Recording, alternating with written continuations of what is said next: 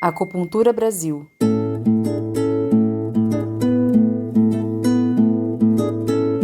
Olá, esse é o Acupuntura Brasil, podcast sobre medicina chinesa. Eu sou Carlos Alberto Gomes, psicólogo e também acupunturista. E hoje nós vamos falar de cuidado integral.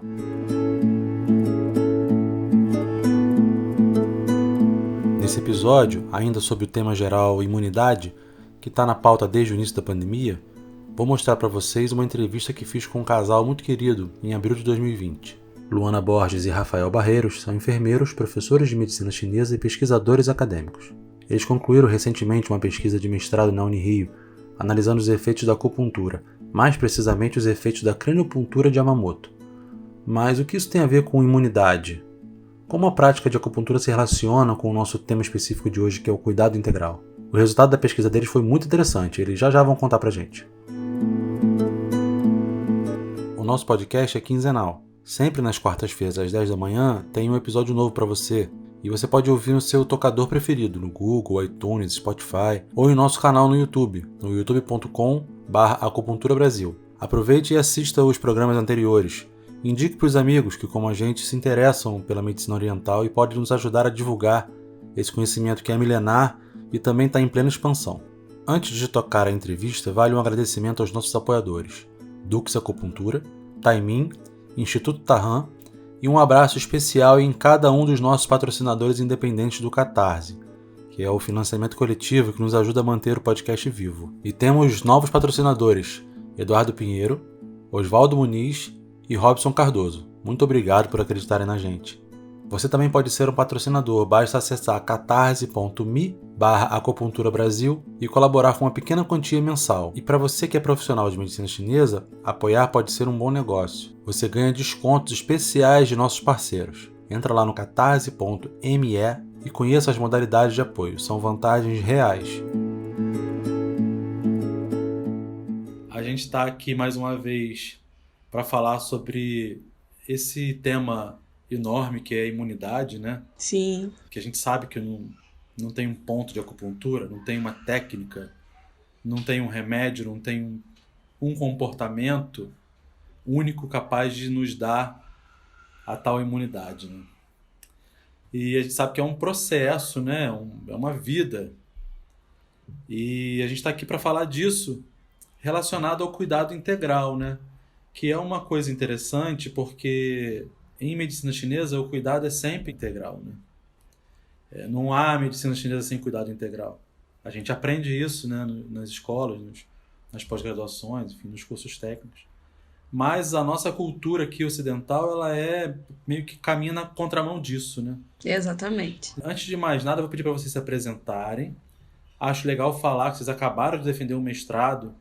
Acho muito legal falar disso, né, para a galera que está aí, porque são poucas pessoas que conseguem hoje, principalmente no Rio de Janeiro, fazer um mestrado discutindo acupuntura, né? Aí eu queria que vocês dessem uma introduçãozinha assim, para a galera entender de onde vocês estão falando. Depois eu volto para fazer uma pergunta, que na verdade eu vou fazer duas, né? São 2 blocos. Então são 2 grandes temas que a gente vai destrinchar com vocês. Beleza? Então, por favor, se apresentem para a nossa galera que está vendo aí. Olá, gente. Obrigada, Carlos, pelo convite. É sempre um prazer estar aí com vocês. Começando a nossa apresentação, né? Somos enfermeiros de formação, especialistas em acupuntura. E desde 2016, a gente vem realizando pesquisa científica dentro de universidades federais com a craniopuntura de Yamamoto. E nós tivemos a oportunidade de agora estar terminando o mestrado, né? Utilizando a craniopuntura e avaliando alguns desfechos aí, né? Eu avaliei a qualidade de vida e a dor, e o Rafael... Qualidade do sono e sonolência diurna. Então, a gente começou a tentar entender um pouco melhor, né? Sobre como tudo isso funciona e demonstrar para a academia que é possível, sim, a gente aplicar essas técnicas, né, que elas são eficazes, o quanto elas têm questões benéficas aí para a saúde, né? Então, eu acredito que sejam trabalhos, não por ser os nossos, né, mas tem várias pessoas que estão desenvolvendo, estão batalhando aí a essa frente, mas eu acredito que essa seja uma discussão importante Porque, como você disse, não é da nossa cultura, né, Carlos? Então, é algo que a gente vem caminhando, é algo que a gente vai conquistando aos poucos, mas eu acredito que seja super possível. É importante falar também que a gente usou o laser de baixa potência para utilizar os pontos de crânio. E como o programa não é um programa que foca em acupuntura, o programa de pós-graduação, ele abriu brecha para que a gente falasse sobre conforto, né? E a linha do nosso orientador era toda sobre conforto. E ele é todo voltado para alta complexidade, CTI, urgência e emergência.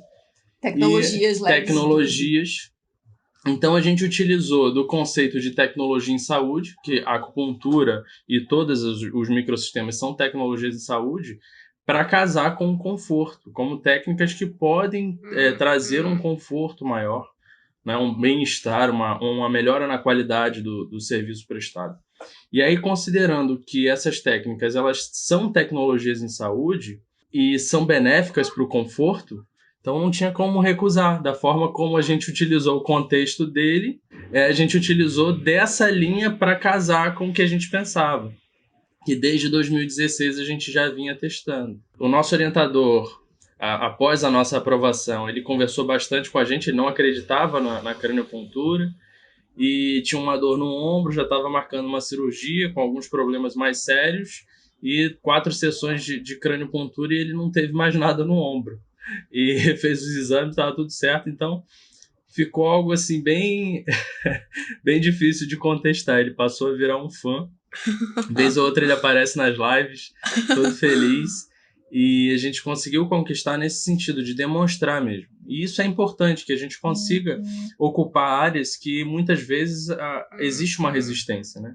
Existe uma resistência porque a gente não encara e não entra. À medida em que a gente começa a ocupar esses espaços e mostrar que isso também é ciência, de que o cuidado ele é fundamental, e ele vai impactar em questões sociais, ele vai impactar em questões econômicas, considerando que são tecnologias mais baratas, custo-efetivas. Então, é importante que os acupunturistas, né, e de outras práticas também venham a ocupar esses espaços. Isso é muito legal. Eu pesquisei sobre a efetividade da craniopuntura de Yamamoto com laser na melhora da qualidade do sono e da sonolência diurna em pessoas que têm dores crônicas. Então, eu utilizei o mesmo público da Luana, só que eu avaliei coisas completamente diferentes. Eu avaliei o que a craniopuntura poderia impactar no sono. E aí entra a questão, né, Carlos? Não existe uma fórmula mágica para a gente ter uma imunidade boa, né? E aí tá tudo intercalado. E foi exatamente isso que a gente encontrou na pesquisa. Quando você enviou lá o convite para a gente, foi exatamente o que eu te falei, né?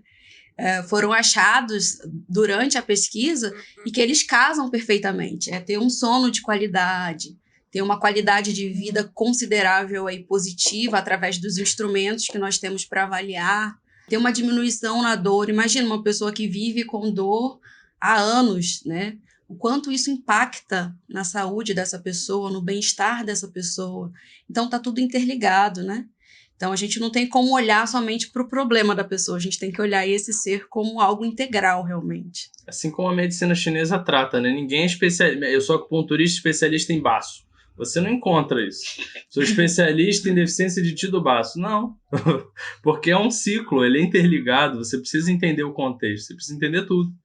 E quando você entende todas essas nuances, você consegue tratar esse indivíduo de forma integral. Então, é isso que é importante a gente frisar, né? Vocês são acupunturistas, né, professores, mas têm uma carreira de pesquisa, né? Estão construindo uma carreira de pesquisador, como a Ana Carolina também, que está vindo aqui, como o Pedro Ivo também fez, né? Mas isso não é uma constante, né? Muita gente que trabalha com medicina chinesa não tem esse diálogo com a nossa ciência, né? Então é mais ou menos nesse sentido que a primeira pergunta vai, que é assim, qual que é a importância, e aí numa linguagem ocidental, né? Dentro da nossa perspectiva daqui, porque da medicina chinesa a gente já sabe, né? Quem estudou medicina chinesa sabe por que você olha para o todo. Assim, não teria estudado se não soubesse, que é a primeira coisa que a gente aprende, né? Mas assim, olhando aqui no Brasil principalmente, né? com toda essa dificuldade que a gente tem de entrar em certos lugares com medicina chinesa, por exemplo, todas as práticas integrativas de modo geral, né? Qual que é a importância que vocês veem nesse cuidado integral, né? Por que é importante falar disso e o que isso muda na prática de ambulatórios, hospitais, emergências e UTIs da vida? Vamos lá, Carlos. Isso é uma resposta bem complexa, né? A gente percebe essa mudança aí de visão desde lá de 2016, quando a gente iniciou a Política Nacional de Práticas Integrativas 2006, e Complementares em Saúde, né? Lá em 2006. Eu até tenho ela aqui para mostrar para vocês. É a PNPIC, né? Todo mundo pode ter acesso a ela, Ela é de baixar. graça. É de graça, é um material gratuito, né? Do Ministério da Saúde. E o que eles trazem é principalmente o olhar integral ao indivíduo. Quando a gente fala integral, às vezes as pessoas utilizam esse termo sem ter muito embasamento, né, do que é. A integralidade nada mais é do que a gente tirar o foco no problema do sujeito e olhar esse sujeito como um todo. Isso daí vai estar trazendo as questões físicas, as questões emocionais, as questões sociais, como esse indivíduo se vê dentro dessa sociedade, qual é o papel dele ali, as questões de trabalho, as questões econômicas desse indivíduo, né? A qualidade do local onde ele vive, o ambiente em que ele está inserido, tanto do trabalho quanto da sua moradia. Entram as questões também aí espirituais, né? E aí, quando eu falo espirituais, eu não estou falando propriamente de uma religião específica, mas qual é a conexão que esse indivíduo tem, o que ele enxerga como algo maior do que ele, qual é o objetivo de vida dele. Se ele tem ou não. Se ele tem ou não uma crença, né, que ajude a ele nesse caminhar aí da vida. Então, tudo isso interfere na saúde do indivíduo. Então, lá em 2006, a gente começou a ter terminologias muito comuns, como a integralidade, humanização. E aí, a gente observa que o próprio Ministério da Saúde começou a trazer políticas para modificar isso. Por quê? Porque a gente já observava que só a medicalização, a forma da gente observar as coisas fragmentadas, já não são suficientes, né? A gente já não tem uma resposta tão positiva. O que a gente faz quando a gente olha o indivíduo fragmentado é apagar incêndios, não é isso que a gente faz? A gente passa uma medicação, o indivíduo entra em um determinado tratamento que foca só naquele problema, mas ele acaba não indo ali na raiz. E o que a acupuntura, o que a medicina tradicional chinesa e todas as práticas integrativas trazem é exatamente isso, a gente tirar o foco somente do problema e observar esse ser como um todo, trazendo todas essas questões aí que eu citei, né? Então, sem conhecer o paciente é impossível realizar um cuidado, né? Com certeza. E aí a gente tem as questões que na medicina chinesa fica muito claro, né, Carlos? Da gente observar já a face do paciente enquanto ele está ali entrando no nosso consultório, a gente já consegue observar algumas questões, a gente olha para a orelha do indivíduo, a gente já tem ali alguns sinais ali que mostram que pode ter alguma correlação com o que ele está sentindo, a gente observa a língua, ela mostra coisas até que a pessoa não disse para a gente, não é isso? Então, esse é o cuidado integral, né? A gente não olhar somente para o problema do indivíduo, não é só aquela parte, não é uma dor no joelho, não é uma dor no ombro. O indivíduo é um todo, né? É algo complexo. Vai muito mais do que só a queixa que ele está sentindo naquele momento. Então, a gente tem aqui no Brasil essa crescente, né? Desde 2006. Se vocês observarem também nas plataformas aí de pesquisas, a gente tem um boom, principalmente em 2010 também, quando a gente começou a ter eventos, né, científicos trazendo essa abordagem. A gente, inclusive, conheceu a Ana em um desses eventos, né? Então, a gente vem observando essa necessidade de falar, de tirar o foco só de parte do indivíduo. É necessário a gente olhar para algo a mais, né? E como fazer isso, por exemplo, numa alta complexidade? No indivíduo que está no CTI, se você não souber da história daquele indivíduo, se você não souber do todo, óbvio que ocidentalmente você vai conseguir fazer o que ele precisa. Precisa de uma intubação, precisa de uma medicação e etc. Mas quando você entende o contexto dele, por exemplo, se esse indivíduo ele é muito católico, ele quer ter um terço ali do lado, sabe? Qual o problema de ter um terço ali? ou de outra questão, sabe? De algo que dê significado a ele, que auxilie uma música. Enfim, quando você entende essa singularidade, né, essa individualidade, você consegue cuidar melhor. A Política Nacional de Humanização, ela fala justamente disso, de você entender o indivíduo em qualquer contexto, seja ele na atenção primária ou na terciária. Não tem diferença, né? A diferença é que um lado é preventivo, o outro é mais com tecnologias mais... Não só as tecnologias duras, mas uma abordagem correta é um tipo de tecnologia. E essa abordagem, ela também gera um impacto naquele indivíduo, que pode ser para o bem ou para o mal. Ele pode melhorar, poxa, eu recebi um cuidado tão bom, o enfermeiro, o fisioterapeuta, o psicólogo veio aqui, não importa qual profissional, mas me tratou tão bem, a abordagem que ele teve comigo foi tão boa, e aquele indivíduo começa a melhorar. Porque isso impacta também nas reações fisiológicas dele. Então, quando a gente pensa, por exemplo, em tecnologias em saúde, tecnologia é tudo que interfere no cuidado, independente se é um aparelho ou não, né? Nós, com uma abordagem baseada em evidência ou não, mas que tenha um efeito, a gente consegue ter uma relação com essa tecnologia em saúde.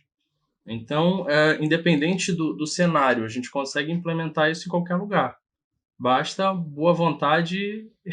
Prova disso é a Ana aí, né? Aplicando nos Exatamente. pacientes lá oncológicos, em que é uma área super complexa, né? Não é fácil, tendo em vista a variedade de tipos de câncer que nós temos, né? A variedade de medicações e de formas de tratar que nós temos. E ela é a prova viva aí de que isso é possível. Então, eu acredito que basta a boa vontade, né, dos profissionais que estão na assistência para a gente conseguir implementar essas práticas e trazer esse olhar integrativo, esse olhar integral do sujeito. A gente tem tido uma aproximação bem grande, né, Rafa, com hospitais, e a gente acredita que seja uma questão de tempo para que tudo isso seja implementado. E aí, em todos os níveis de assistência. É o nosso sonho, né, Carlos, de ver isso daí funcionando de forma efetiva, né? E a gente tem esperança aí de que isso realmente vai funcionar. É para isso que a gente está aí, como a Ana falou ali, é porque nós somos meio loucos, né? E vamos para pesquisa nessa área aí, muita gente não dá ouvido, mas as pessoas começam a olhar de forma diferente. Opa, peraí, quem são esses que estão falando que isso dá resultado, né? Então, a gente começa a chamar um pouco de atenção, de mostrar, olha, é possível, isso aqui é muito benéfico para os nossos pacientes. Então, o que tem sido muito discutido é essa questão do paciente em si, né? O quanto de benefício a gente gera para o paciente. Então, quando o paciente é o foco, eu acredito que todo o resto caia por terra, porque... E a gente também acaba quebrando esse paradigma, quebrando esse preconceito que existe quando a gente mostra conhecimento. Quando as pessoas passam a conhecer, né, elas passam a olhar de outra forma. Então, é isso que a gente tem tentado, levar conhecimento, tentar levar, né, Rafa, o que pode ser aplicado, como pode ser aplicado. Toda semana de enfermagem que a gente tem aí, a gente vai fazer trabalho voluntário, mostrar aos pacientes, aos profissionais, o que é, como pode ser aplicado, para que eles despertem para essas técnicas também. A gente vê, né, a gente nos consultórios, nos ambulatórios, eu não me lembro, pelo menos estou tentando lembrar aqui de um paciente que tenha feito 2 sessões de acupuntura pelo menos e tenha dito que não senti nada, não adiantou nada. Isso não existe. Às vezes até acontece do cara que faz uma única e tem uma experiência diferente porque é uma coisa muito nova. Como que uma coisa que tem provas ali incontestáveis não tem tanto espaço, né? E é muito bom ouvir de vocês que vocês acham que é uma questão de tempo. Fico um pouco confortado, porque nos consultórios, na vida assim, né, comum, a gente não vê esse avanço. Mas vocês devem ver, acredito que vejam, porque, né, estão numa área acadêmica, enfim. E é daí que vem tudo, né? É um residente num hospital que leva uma ideia nova, que é acolhida pela equipe, que dá certo, e aí as outras equipes dos outros hospitais vão fazendo, né? Aí a coisa ganha força. Com certeza vai ser assim, porque de cima para baixo não vai ser. Não vai ser um decreto que vai instituir cuidado integrativo nos hospitais. É uma luta, né? Uma batalha que a gente tem que travar diariamente. A política já existe, né? Ela já recomenda, mas a gente não tem força, né? Nem sempre ocorre. E realmente é difícil você convencer um gestor.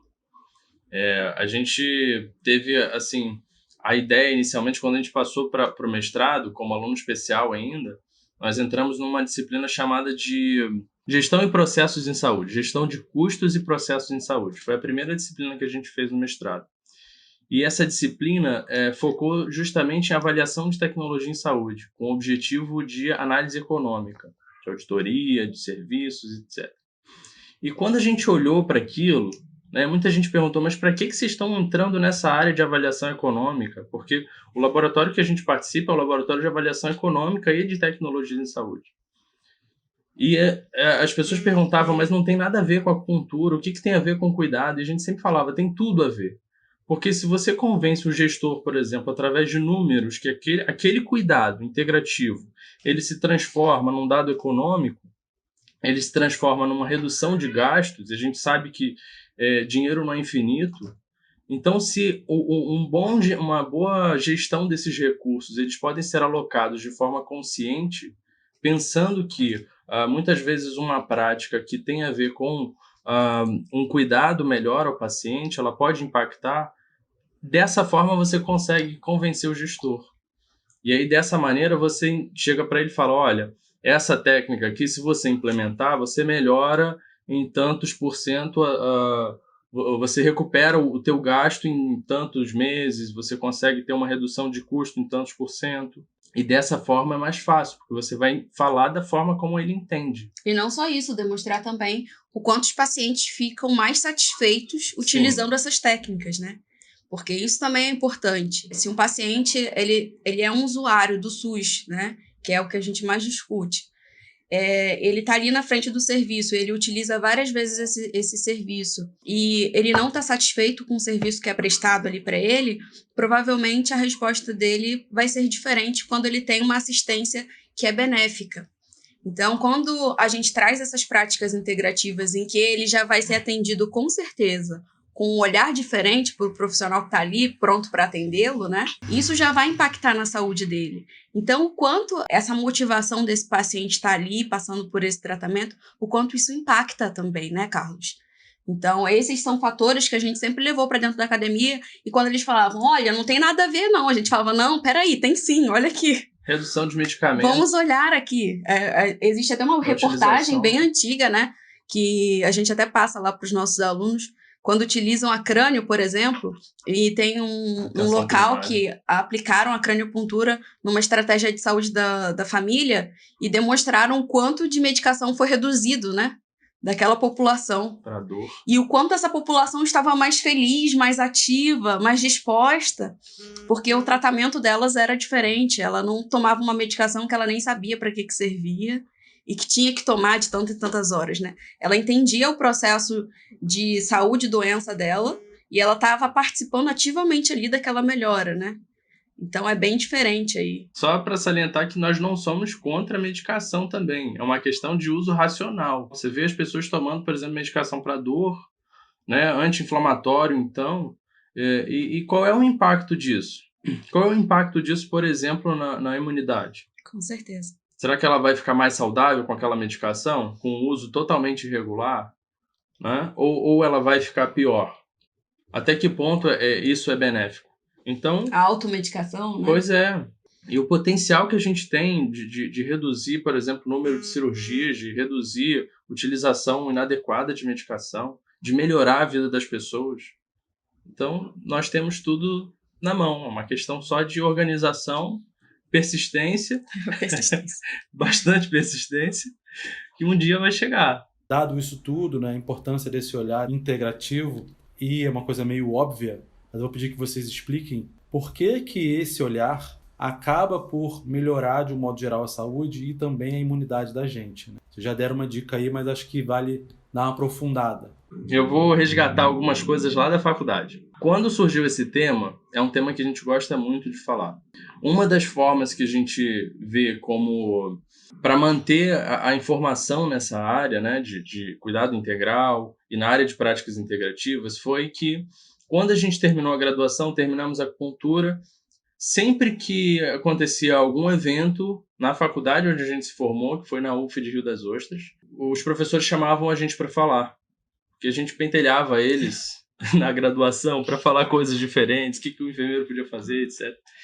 E praticamente todo ano, pelo menos umas 2 a 3 vezes ao ano, a gente volta para onde nós nos formamos e falamos para os alunos em 2 disciplinas, né, saúde do idoso e uma sobre práticas integrativas, e em eventos, agenda acadêmica mesmo, sobre acupuntura, sobre cuidado, discute sobre isso com os alunos. Isso é uma forma de plantar uma sementinha lá na graduação, para que quando eles chegarem ao nível de formados, né, na ponta do serviço, eles tenham noção do que é, e eles não sejam preconceituosos e que não recebam tanta resistência quanto nós recebemos na nossa época. Essa é uma coisa assim, é praticamente certo que todo ano, pelo menos 3, 4 vezes, estaremos lá falando sobre isso. A enfermagem, de forma geral, trouxe uma noção de cuidado muito grande. Nós estudamos sobre alguns teóricos, e aí você tem teorias ambientalistas como Florence Nightingale, como Martha Rogers, que falam sobre a importância do ambiente para o cuidado. E quando a gente fala de cuidado, a gente está falando de imunidade na medida em que, se esse cuidado não tiver um olhar do todo, a gente não sabe exatamente qual é o fator estressor que está causando esse agravo naquele indivíduo, que poderá causar um agravo na imunidade. Sabemos hoje, por exemplo, que a falta de sono ela é um agravo mundial. A utilização de telas de telefone, por exemplo, aquela luz, isso faz um mal absurdo, sabe? Você está literalmente inibindo várias questões fisiológicas, e isso vai impactar na sua imunidade, na medida em que você tem um agravo cardiovascular. O não dormir pode causar alteração na leptina, grelina, que são substâncias importantíssimas. O sono, por exemplo, o sono, na verdade, não é uma prática opcional. Todo mundo tem que dormir. Não importa como dorme, vai dormir em algum momento, né? Alterações do sono, elas estão presentes e impactam diretamente a imunidade, porque elas são a maior forma de regulação hormonal que a gente tem. E aí, considerando a medicina chinesa, toda aquela relação do yin, né, do repouso, se a gente consegue observar o todo, a gente consegue tratar esse indivíduo, precisa conhecer ele. Então, outros teóricos, por exemplo, a Wanda Horta, que é uma teórica de enfermagem, que fala muito sobre o autocuidado, né, sobre estimular o autocuidado. O que seria o autocuidado? Se a gente trouxer isso para o acupunturista, o que seria isso? Seria ensinar... você entende o padrão daquele indivíduo, você ensina pontos para que ele continue o estímulo em casa, você ensina alimentação, você encaminha para um nutricionista para que ele faça um acompanhamento mais centrado, você encaminha para um profissional de educação física, para um fisioterapeuta, enfim, para que ele tenha o suporte completo que garanta que todas essas nuances serão tratadas de forma integrativa, né, no mesmo momento. E na medida em que esse indivíduo ele tem todas as parcelas, né, sendo tratadas, você consegue atingir a imunidade dele. Assim como, por exemplo, vamos imaginar uma pessoa que não mora num local adequado, que bebe uma água suja, não adianta você falar para ela comer alguma coisa, fazer um qigong, etc., que ela está bebendo água suja. Então você tem que avaliar o ambiente também. Tem que conhecer a realidade, né? em que ela Qual é o trabalho dela? Ela está exposta a quais fatores ambientais nesse trabalho? É calor? É frio? Então tudo isso vai impactar a imunidade. Por isso que essa visão ela tem que ser ampla, né? Com relação ao que a gente tem trabalhado, Carlos, ao que a gente tem feito de pesquisa, né? Eu sempre tive um apreço muito grande quando a gente fala de qualidade de vida, que é outro termo muito utilizado, mas que também nem todo mundo sabe a aplicação de que a gente pode ter, né, com relação à qualidade de vida. E aí a gente tem diversos instrumentos que a gente pode utilizar para avaliar a qualidade de vida dos nossos pacientes. O que eu vejo de importante é que nos questionários de qualidade de vida a gente já tem lá algo que já chama a nossa atenção, né? Que é algo que é subjetivo, que é individual e que deve ser analisado por cada indivíduo, né? O que é qualidade de vida para mim não é a mesma qualidade de vida para o Rafael, como não é a mesma coisa para você. A gente tem que entender ao que é essa perspectiva para cada um, e a gente tem que analisar aí algumas questões que são chaves. Por exemplo, na qualidade de vida, a gente tem fatores físicos, ambientais, sociais, né?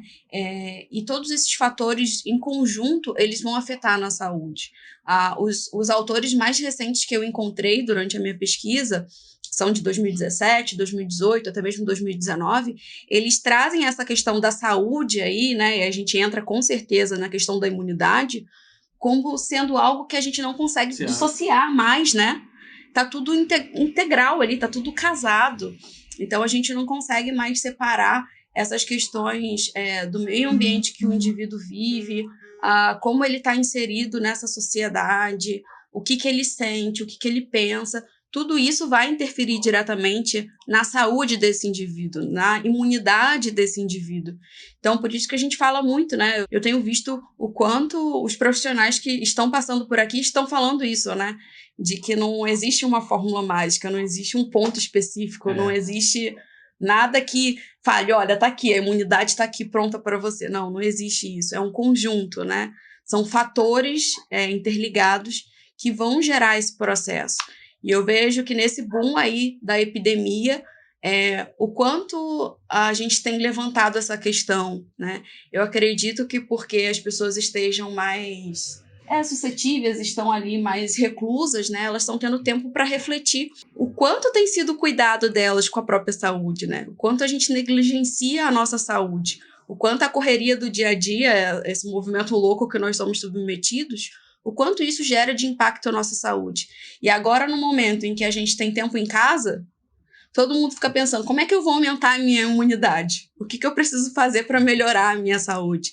Só que isso não é algo que a gente consegue no estalar de dedos, né? É algo que é gradativo. Inclusive, num dos livros que eu utilizei, esse livro aqui, ele fala que é como se fosse um guia de bem-estar e de qualidade de vida. Ele traz algumas questões que são como se fossem exercícios, né? Que a gente deve ter em mente para que a gente consiga ter ali um bem-estar e uma qualidade de vida. Consequentemente, que a gente tenha saúde, que a gente tenha imunidade, que a gente tenha um padrão de vida ao nível do que é possível. Lógico que a gente, infelizmente, não consegue que todo mundo tenha um padrão de vida igual, mas uma questão de ter uma qualidade da nossa saúde, né? Que a gente esteja bem aí mentalmente, fisicamente, né? Espiritualmente, para que a gente tenha um pouco de noção do que tudo isso interfere e que a gente tenha esse cuidado, né? De, opa, peraí, que se eu fizer tais coisas, isso não vai ser legal para minha saúde. É aquela história de que a gente tenta não colocar combustíveis ruins no nosso carro, né? Porque ele pode ficar ruim. Só que qual combustível que a gente está utilizando na gente, né? Nós também nós também precisamos de combustíveis, né? Seja ele da forma, o que a gente assiste, o que a gente ingere de bebida, de comida, o que a gente pratica, quais os sentimentos a gente está cultivando dentro da gente. Então, tudo isso vai interferir aí, com certeza, na nossa imunidade, na nossa saúde, no nosso bem-estar, como eu disse, que são coisas que a gente não consegue mais, né? Os autores já têm demonstrado isso. A gente já não consegue mais falar dessas coisas separadamente. Elas estão casadas ali, estão entrelaçadas e a gente não tem mais como. Eu acredito que esse seja o futuro aí das pesquisas, né, Rafa? Presente, né? Já é o presente, né? Que também seja o futuro, né? É verdade. Olhando esse indivíduo como uma forma integral que tudo está intercalado. Então, a gente tem que estar sempre observando todos esses fatores. Vocês podiam falar um pouquinho dos resultados da pesquisa de vocês. Vamos lá. Você ou eu? Vai lá. Como eu disse, eu avaliei qualidade de vida e dor, né? A nossa primeira pesquisa foi com profissionais de saúde, lá em 2016. A ideia era fazer novamente com profissionais de saúde.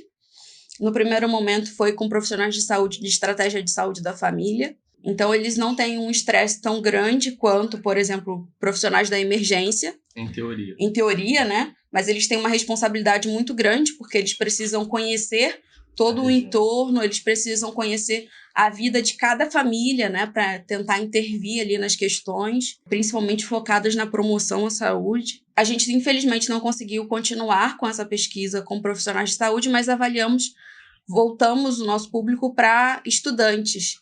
e que pra gente foi muito positivo, né, Rafael? Foi. Só uma observação. Na primeira pesquisa, em 2016, para quem não sabe o que é a estratégia de saúde da família, como se fosse um posto de saúde que tem uma região de abrangência. Então, ele é responsável por aquela região no entorno do posto, onde tem atendimento a domicílio, onde você tem, muitas vezes, regiões que as pessoas não conseguem ir até o local da estratégia de saúde da família, então os profissionais têm que se deslocar, enfim. Essas são algumas atribuições. E eu acho legal contar algumas questões que você avaliou de qualidade de vida Por exemplo, a gente comportamento aplicou, né, o desses. questionário de qualidade de vida, tratamos esses indivíduos com a craniopuntura. Nesse primeiro momento, a gente utilizou a craniopuntura de forma tradicional ali, com agulhas, e a gente avaliou a qualidade de vida depois do tratamento, um mês depois, né? A gente utilizava 2 sessões por semana. Então, no total, foram 8 sessões de craniopuntura, e depois a gente avaliava a qualidade de vida de novo. E, Carlos, alguns profissionais dessa estratégia de saúde da família chegaram a conversar com a gente, né? Eles pediam para que fosse separado da pesquisa, e a gente acolheu esses profissionais, não tinha como a gente não acolher, né? E a gente teve um relato de uma pessoa que trabalhava nessa estratégia de saúde da família, e ela disse que não tinha chegado às vias de fato de cometer um suicídio, né? Porque ela pensava na filha dela, que ela não tinha com quem deixar a filha dela. E que, pela filha, ela ainda não tinha chegado às vias de fato. E aí, quando eu recebi essa informação, foi na primeira sessão, né? Logo após a primeira sessão, eu chamei o médico, entrei em contato com o médico da estratégia e para a gente acionar o serviço de psicologia. Depois eu fui informada de que ela já fazia acompanhamento e eles sabiam de tudo isso, né? Estavam por dentro de todos esses acontecimentos. E continuamos aí a pesquisa. E, para nossa alegria, no final da pesquisa, ela voltou falando que ela nunca tinha sido tão bem tratada, né? E que o choque de ânimo que a gente tinha dado nela, foi essas palavras que ela utilizou, ela nunca deixaria para trás, que a gente tinha dado ânimo para ela viver, a gente tinha mostrado para ela que era possível ela melhorar as dores e mudar a vida dela, e que aquilo ela não deixaria para trás. E aí, quando a gente avaliou a qualidade de vida geral desses profissionais, a gente viu uma melhora absurda, né? Não tenho nem palavras para dizer o quanto de melhora nós tivemos. Era algo que a gente não esperava, que com uma técnica que durasse um mês, a gente ia conseguir ter diferença, né? E aí, quando a gente fez agora no mestrado com os acadêmicos, não foi algo diferente. Para a nossa surpresa, a qualidade de vida dos acadêmicos estava bem inferior aos dos profissionais de saúde em que avaliamos na primeira pesquisa, né? A gente teve aí a resposta da qualidade de vida, o que a gente tem lá de classificação do RUCOL foi o básico, foi o mínimo, era o que eles estavam em qualidade de vida. O score mais baixo, que de necessita melhorar, porque eles estavam ali no limite, não tinha mais baixo do que aquilo. E após o tratamento da crânio, a gente conseguiu trazer aí, que é o que a gente chama de um ponto a mais, né, nessa escala. A gente conseguiu melhorar significativamente, comprovada pela estatística, né, que a gente conseguiu melhorar diversos fatores. É o que eu chamo a atenção, que é um mês de tratamento.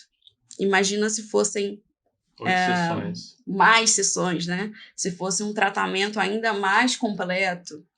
Então, o quanto as nossas ações aí, o que eu deixo, né, de mensagem, é o quanto as nossas ações, por mais simples que elas pareçam, o quanto elas impactam na saúde do outro, né? Um mês de tratamento, a gente tem uma melhora na qualidade de vida, ter respostas, por exemplo, a gente tem uma pergunta no RUCOL, que é o quanto você avalia da sua qualidade de vida, o quanto a sua vida faz sentido, a gente sabe, você principalmente sabe mais do que a gente, né? Como psicólogo, o quanto isso traz resposta pra gente. Se uma pessoa diz que a vida dela não faz sentido, isso acende um alerta muito grande, né, Carlos? E aí a gente vê essas pessoas respondendo, tendo uma resposta positiva depois após o tratamento, é algo muito gratificante, né? O RUCOL tem a última pergunta do RUCOL que fala sobre pensamentos negativos. Sim, né? Com que frequência de pensamentos negativos no último mês, e até isso teve alteração. Então, e a gente estava colocando o laser vermelho, que não tem uma profundidade tão grande, diferente do infravermelho, Tá falando de 650 nanômetros, a profundidade é pífia. E eles tiveram uma alteração muito grande. No sono também? No sono foi bem interessante também. Eu destaco que a qualidade total do sono, né, o tempo total do sono alterou.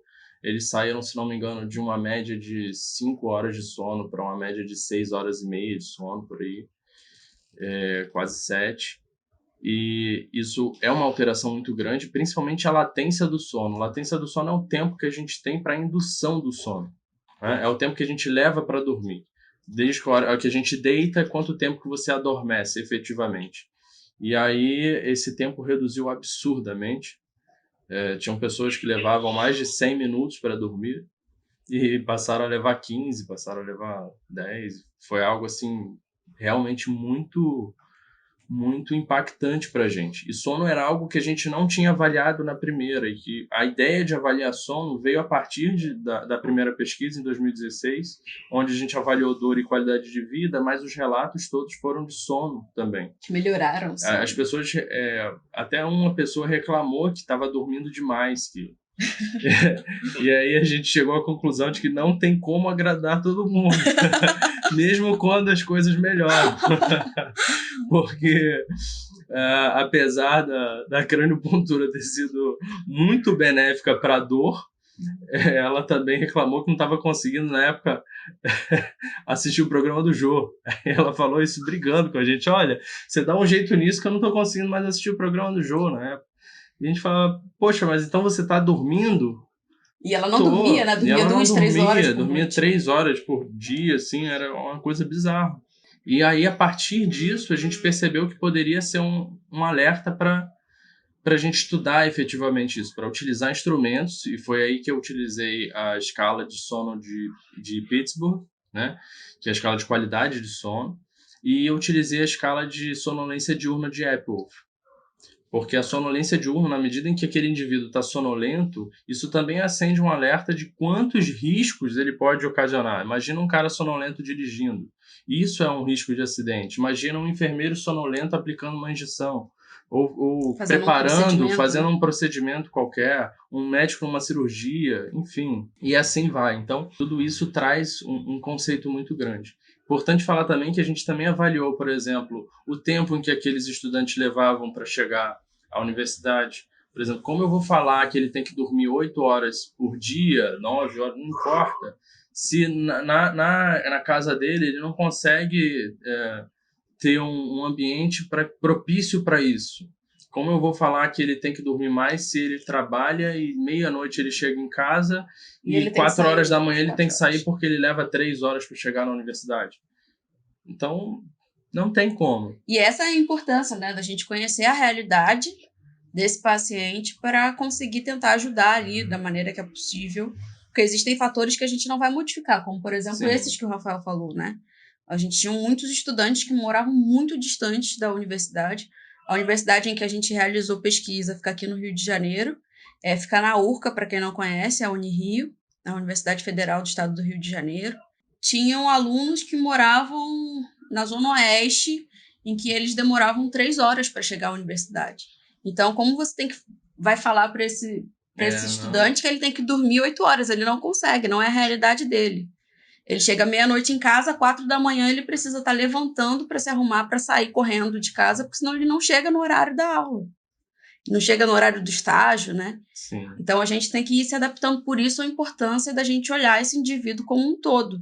Se eu não entendo a realidade dele, como que eu vou indicar algo que vai ser benéfico? Como eu vou tratar? Né?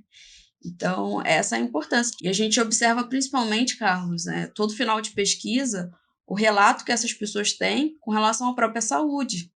E aí entra com certeza a questão da imunidade, né? O quanto eles relatam pra gente que o foco é a dor, o foco é a qualidade de vida, é o sono, mas o quanto a gente vê outras questões melhorando. O intestino que funciona melhor, o humor que está melhor, né? A pessoa tinha quadros, por exemplo, de gripes constantes, infecções constantes, alergias constantes, e que durante o tratamento isso foi sanado. E aí a gente traz essas questões, né? Como eu disse, que a gente não tem nada mágico, mas que tudo isso vai se encaixando perfeitamente e a gente vai conseguindo sanar essas questões, né? E aí, quanto mais maturidade na pesquisa a gente vai ganhando, né? E aí, de forma geral, todos os pesquisadores, né? Quando você termina uma pesquisa que você avalia as limitações do seu estudo e começa a pensar na próxima, já tentando, como a gente fez em 2016, né? Poxa, a gente não avaliou o sono, então a próxima a gente tem que avaliar. Então, agora a gente já está pensando em avaliar muitas outras coisas em função dos próprios relatos, né? E aí a gente vai literalmente conhecendo mais. Isso que é importante. O quanto tem nessa pesquisa de cuidado integral, além da craniopuntura? Isso é importante falar, porque quando a gente fala de pesquisa, de certa forma, a gente tem que isolar aquela intervenção, para que outros fatores não interfiram naquilo. Então, por exemplo, a gente não pode chegar e fazer uma escuta ativa, não pode, sabe, pegar aquele aluno e falar assim, vamos conversar, vamos... Não, é para fazer a crânio, então você vai vir, você vai sentar, tem todo um procedimento, né, descrito na metodologia, descrito no comitê de ética, tudo que você vai fazer de passo a passo, é importante que se siga a risca. Nós utilizamos, por exemplo, só os pontos básicos e cerebrais. Nós não utilizamos a área Y, né? A gente não pensou em tratar Zang-Fu. O objetivo era, tem uma dor no ombro, tá, então vai ser o ombro que vai ser tratado a partir do ponto relacionado ao ombro. Mas como que a gente vai encontrar esses pontos? A partir do G4, definir o lado, que o G4 vai definir o lado que a gente vai buscar esses pontos. Aí, por exemplo, o lado direito foi mais sensível, então a gente palpa os pontos relacionados àquela queixa do lado direito. Palpou, encontrou, vamos supor, o ponto A, o ponto B e o ponto C. E o ponto cerebrais. Então, palpa de novo e sempre voltando ao G4, esse foi o parâmetro para que a gente definisse os pontos, né? E, no mais, foi um ensaio mais pragmático. Como a gente não quis alterar absolutamente nada da vida deles, né? Não foi indicado, por exemplo, uma alimentação melhor, não foi indicado tentar dormir melhor, desligar o celular, não. Até porque o final da pesquisa, o final da nossa experimentação, eles estavam no final do período onde eles tinham várias provas e compromissos acadêmicos e a gente já estava imaginando, bom, será que o sono vai melhorar? Ou vai piorar? Ou vai piorar? Porque a gente está pegando ele no pior momento da faculdade, que todos nós vivemos isso, né? A gente sabe que quando período de prova, com várias disciplinas, como que a gente vai manter o cara? Vai dormir cedo, você tem que estudar, enfim. Mas querendo ou não, Carlos, a gente acaba interferindo, né, no que você está falando. Interfere. Aí. Por exemplo, teve um dia que o nosso orientador apareceu, né, Rafael? No laboratório em que a gente estava realizando a pesquisa, os alunos estavam do lado de fora e eles estavam rindo, tipo, é nossa sessão, é tal sessão, não sei o quê. Tô sem dor, tô melhor. E a gente sempre pedia para que eles não conversassem entre eles sobre essas questões, mas eles estavam serelepes lá do lado de fora, né? E aí o professor entrou, foi conversar alguma coisa com a gente, ele falou assim, vem cá, nunca vi alunos tão animados para participar de uma pesquisa como eu tô vendo. Isso é interferência na pesquisa. E eu falei, olha, isso foge do meu controle, eu não posso controlar isso. Sim. Mas aí a gente acaba entrando nessa questão, né? Mesmo a gente não tendo a mesma escuta que a gente tem, por exemplo, dentro do consultório, eles se sentem ali sendo tratados de uma forma diferente, já é diferente para eles, né? Sim. Então, eu acredito que isso já seja uma partezinha do que é ali um cuidado integral, né? Tá no sangue. Não dá. Tem como. Mas, assim, na pesquisa a gente tenta reduzir esse viés, mas realmente é muito difícil. Muito difícil você controlar todas as variáveis, né? Mas, na medida do possível, a gente vai caminhando. Um comentário de uma paciente minha aí que agradeceu pelo exemplo da dor no ombro. Ela foi tratada por mim com craniopuntura. Com 3 sessões ela não voltou mais. E é uma dor crônica. Bem, eu acho que a gente já tem meio que combinado uma outra live sobre craniopuntura, né? Que é essa maravilha, que vocês são professores, vocês fazem um curso maravilhoso que transformou a minha prática, né? De consultório e de muita gente aí. Queria pedir para vocês falarem um pouco rapidamente sobre o curso, só para divulgar para a galera que está vendo aí. A gente vai voltar em breve para falar mais sobre isso. Muito obrigado por vocês virem falar aqui com a gente. Muito obrigado para todo mundo que também está assistindo. E vou deixar a palavra final com vocês aí. A gente que agradece o convite, Carlos. É sempre muito bom estar compartilhando aqui informações, né? Obrigada aí pelo convite, pela oportunidade. E o curso a gente tenta demonstrar, né, todas as aplicações que nós temos da craniopuntura de Yamamoto. A gente muitas pessoas focam muito na dor, e não é só dor que ela é positiva, né? A gente tem uma gama aí de ação, né, de problemas que a gente consegue auxiliar aí junto com a craniopuntura de Yamamoto. Então, a gente passa um pouquinho do que é a técnica, né? A gente tenta ministrar um curso mais completo possível e trazer também essa nossa vivência com a pesquisa, né? Que eu diria que é ímpar as oportunidades que nós temos, né? Então, é isso que a gente tenta demonstrar no nosso curso, né? As diversas aplicações aí que nós temos com essa técnica, que é tão incrível. Nós somos apaixonados, né? E a gente tem tido muitos relatos como o seu, né? De quanto essa técnica muda a nossa visão, a nossa prática durante o nosso tratamento aí nos consultórios, né? E o quanto os nossos pacientes são beneficiados, né, com toda essa técnica. Resumindo, o nosso curso é teórico e prático. Nós estudamos metodologias ativas também para que o aluno consiga aproveitar o máximo possível. Então, por isso o número de alunos é sempre um pouco mais reduzido. E temos também uma sala de aula virtual, onde a gente passa mais materiais, todos os artigos que a gente tem contato, estando ou não em português, a gente vai mandar para os alunos. A gente não tem essa de segurar conhecimento, tem que divulgar. Conhecimento, ele é para ser divulgado, né? Para ser compartilhado. É para ser compartilhado, e é assim que a gente melhora a vida das pessoas. Então, o nosso objetivo não é só qualificar o aluno para que ele faça crânio, é que ele pense de forma diferente. É que saia da caixa, né? Ele saia da caixa, ele passa a pensar fora da caixa, viver fora da caixa, jogar a caixa fora e manter uma prática totalmente diferente, né? Esse é o nosso objetivo. Sigam aí o MT Cuidado Integral. Eles dão muitas dicas lá. Tem muitas postagens, muitas matérias sobre acupuntura, sobre cuidado integral. Sigam, que vale muito a pena, né? E divulguem o nosso trabalho, ajudem a gente a divulgar, porque o que a gente quer é que esse conhecimento flua, né? É o amor que a gente tem, né, pela medicina chinesa, e a gente quer mais é que isso se espalhe. Com certeza. Obrigado aí mais uma vez. Até a próxima. Obrigada a você, Carlos, e a todo mundo que participou aí. Valeu, tchau, tchau.